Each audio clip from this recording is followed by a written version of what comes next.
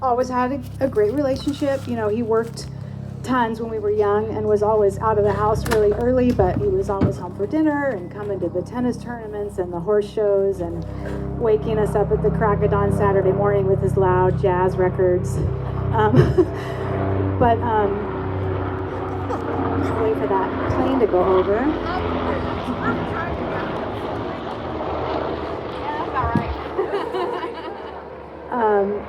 So we always had a great relationship.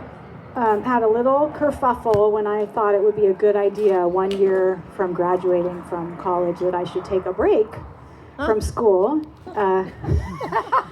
He wasn't thrilled about that, but he got over it. The car for graduation already. Okay. But he did get over it, and I did get the degree. But after he retired is when we got really close.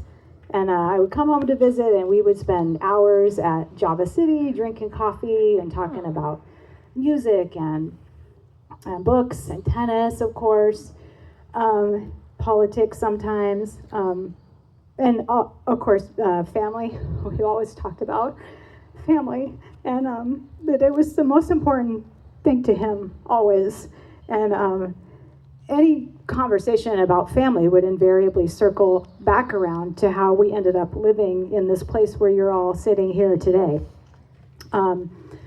So we were living in River Park at this little house, and him and my mom saw an ad for this house in the classifieds. Not everyone here knows what those are. In the Sacramento Bee.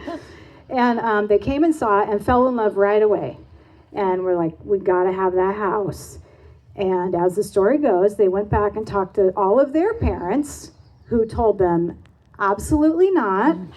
You cannot buy that house. Whatever you do, do not buy that house. $70,000 is way too much money. If I had $1 for every time he told me that story, I still would never afford this house in this neighborhood today.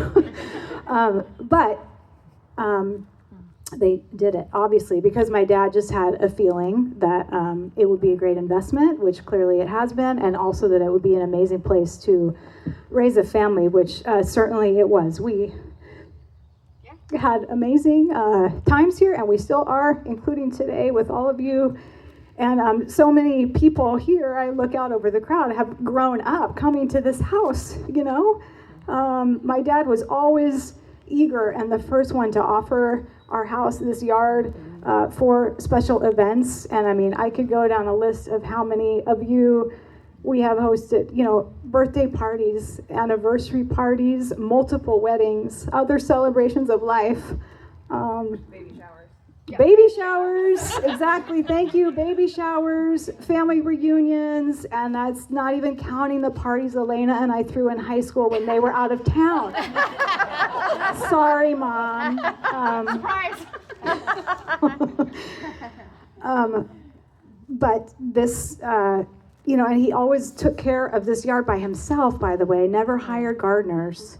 Up until very recent years, he was doing it all by himself until we hired my amazing brother-in-law, Michael, who now is our gardener, handyman extraordinaire. But so this house has really been so central to our life, and I think has played a role in all of your lives as well.